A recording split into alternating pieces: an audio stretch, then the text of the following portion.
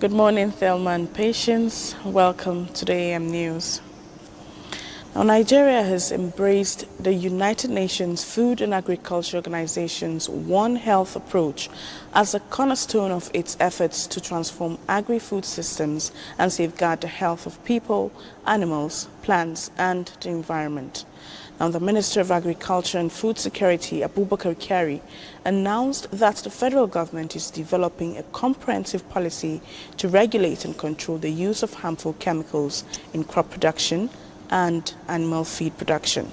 Musa Babalio reports. Chemicals has become widespread across Africa, including Nigeria. Various pesticides, herbicides, and growth enhancers are readily available to farmers to control weeds, pests, and boost yields.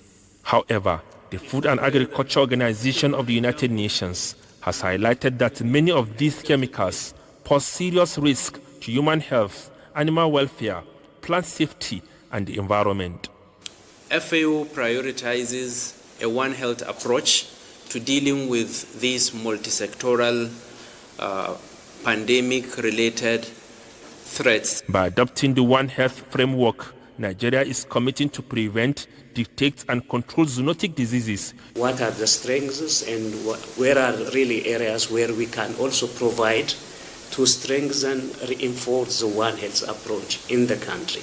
One of the areas that I'm also very much interested in is the shifting climatic conditions that has aggravated some infections and diseases, and that because of climate change, it's something that we have to adapt to it, and quickly. It is important for us as FAO to establish a technical committee with the ministry team who will be working with this team. This integrated approach aims to build more resilient and sustainable agri-food system for the future. Musa Baba Aliyu, NTA. Meanwhile, motorists and other road users plying Kaduna-Toto Nasarawa Road will now heave a sigh of relief as the federal government has issued a directive for the Kefi Bridge to be opened for vehicular movement and other uses. Works Minister David Umahi gave the directive during an inspection tour of ongoing projects within the Maraba-Kefi Abuja Road. Works correspondent Kenneth Nani reports. It is my pleasure on behalf of all of you to commission this, Kefi flyover bridge that was damaged. This is Kefi Bridge, connecting Nasarawa Toto Road and to Kaduna State, and behind me going to Abuja. Recall that this bridge 4 months ago collapsed, caused some damage. Some people lost their life, but the federal government has repaired the bridge, and the Minister of Works, David Umahi, has given directive that this road be made open and accessible to motorists. Works Minister inspected other projects along the Maraba-Kefi Abuja Road, including rehabilitation of the 20 kilometers of Abuja-bound Section 2 of the road by GRB, a Nigerian company, and other emergency palliative works on the R6. The minister also inspected the ongoing reconstruction of the Abuja-Kaduna-Zaria-Kano Road. He urges Nigerians to be patient with the processes of the new technology being deployed. You can see we are going to be laying this road like this, all through 80 plus 144. So you have this kind of, construction for 220 kilometers of this road. But a lot have been added, from the previous scope of Julius Berger. We are preparing this road to be a sample road. It's going to be, the legacy project of President Bola Ahmed Tinubu. Some members of the opposition, government appointees, and lawmakers were also in the entourage of the minister, who expressed satisfaction with the ongoing construction. Kenneth Nani, NTA News. And to security, the Chief of Army Staff, Lieutenant General Waidi Shaibu, has reaffirmed commitment towards a robust administration, enhanced morale, and the holistic development of Nigerian Army personnel. Speaking during the unveiling of its complex, Lieutenant General Shaibu described the venture as a critical partner in advancing his command philosophy.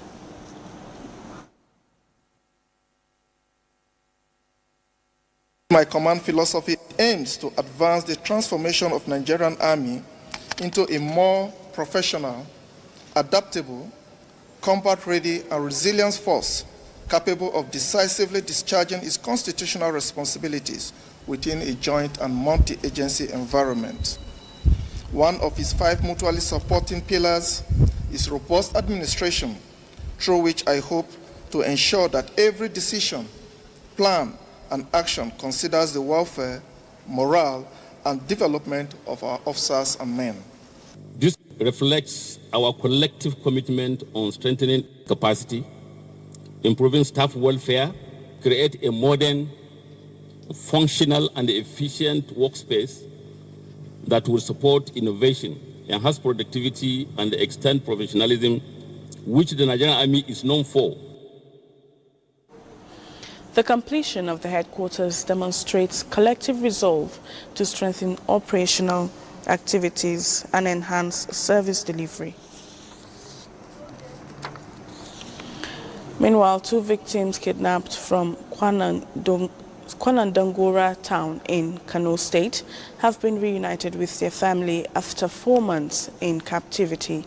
Now reuniting the victims with their husband on behalf of the National Security Advisor, the National Coordinator of the Center, Major General Adamu Garbalaka, disclosed that the victims were rescued through swift and coordinated operations by security and intelligence agencies. He added that 5 suspects have been arrested in connection with the incident. The Office of the National Security Advisor, intelligence and security agencies will not relent in our effort to dismantle all criminal networks threatening the peace and security of our great nation. There is no hiding place for those who engage in kidnapping, banditry, or any act of terror, and we assure Nigerians that the Office of the National Security Advisor, all security agencies, and the armed forces will continue to deploy all available capabilities to safeguard lives and maintain national security. The Office of the National Security Advisor enjoined Nigerians to continue to support the armed forces with credible intelligence, while also assuring that efforts are ongoing towards securing the release of school children kidnapped in Niger State. Now, ECOWAS and the West African Monetary Union are to use the EcoFest Innovative and Creative Hub to launch a new policy on youth innovation development to keep the idea and gains of EcoFest alive. Kelvin Owonoye reports that officials of the 2 sponsors of the regional cultural event in Dakar, Senegal, were impressed with what the young people in the sub-region displayed at the exhibition hub. This is the digital creative hub of EcoFest Exhibition Center. Instead of the traditional and physical presentation, participants from Nigeria, Liberia, Togo, and Guinea-Bissau are adopting digital presentation of their products, and that aligns with what ECOWAS is trying to achieve with EcoFest, creating a new paradigm for West African youth to compete with their counterparts around the world. From gaming and cartoons applications, educational platforms to virtual reality and holographic cultural display, young people are rooting their respective national identities through technology. Now, each of these symbols means something in the different West African countries, but I've decided to engrave them in black because before we are from Togo or Nigeria or Niger, we are first black. Good thing is, instructor can decide to make it live. You got a live class section. What comes next after EcoFest is what ECOWAS wants these enthusiastic and vibrant innovators to be excited about, because a large-scale creative and innovative regional program to maximize their potential is underway. In Dakar, Senegal, Kelvin Owonoye, NTA News. Now, the Northwest Caucus of the governing All Progressives Congress APC, under the leadership of the APC National Vice Chairman Garba Datti Mohammed, has described President Bola Tinubu's choice of General Christopher Musa as Minister of Defense as a round hole in a round peg. as a round peg, in a round hole. In a statement, the caucus appreciated the president for retaining the position in the zone and expressed optimism in the ability of the minister to combat the security challenges bedeviling parts of the country with vigor and professional know-how.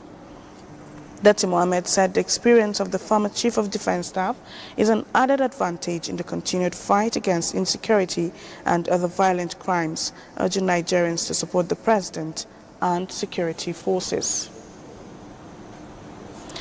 And that's it on the AM News. We'll return to Thelma and Patience.